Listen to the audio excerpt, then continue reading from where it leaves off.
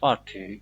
Good morning and welcome to Onitone Hall, one of the oldest estates in the area. My name is Nick and I am one of the guides. I'll give you a brief introduction to the estate while you are sitting down and then a quick walk around. The estate consists of the house, gardens, parkland, and farm, and it dates back into the 14th century. The original house was replaced in the late 17th century, and of course, it has had a larger number of owners. Almost all of them have left their mark, generally by adding new rooms like the ballroom and conservatory, or by demolishing others. The farm looks much as its olders done, although the current owner has done a great deal of work to the flower beds.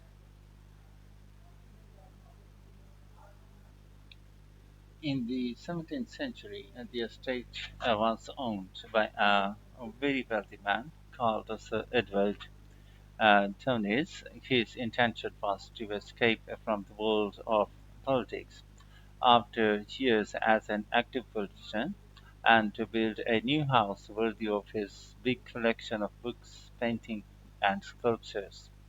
He broke off contact with his former political allies and hosted meetings of creative and literary people like painters and poets. Unusually for his time, he didn't care whether his guests were rich or poor as long as they had talent. Big houses like Oniron had dozens of servants until the 1920s or 30s, and we've tried to show what their working lives were like. Photographs, of course, don't give much of an idea, do. So instead, as you go around the house, you will see volunteers dressed up as 19th century servants uh, going about their work. They'll explain what they are doing and let you uh, and tell you their recipes or what tools they are using. We've just introduced this feature to replace the audio guide we used to have available. I see. There are a number of children here with you today. Well, we have several activities, especially for children, like dressing up in the sorts of clothes that children wore in the past. And as it's a fine day, some of you will probably want to play in the avenue background, in the adventure playground. Our latest addition is child-sized tractors that you can drive around the grounds. We'll also be going into the farm that is part of the estate where there is plenty to do. Most of the buildings date from the 18th century, and so as you can really step back into the agricultural past. Until recently, the dairy was where milk from the cows was turned into cheese. It's now the place to do for lunch and for or afternoon tea or just a cup of coffee and a slice of homemade cake. The big stone building that dominates the farm is the large barn, and in here is our collection of agricultural tools. And these were used in the past to plow the earth, sow seeds, make gates, and much more. And there is a small barn, also made of stone, where you can groom the donkeys and horses to keep their coats clean. They really seem to enjoy having it done, and the children love grooming them.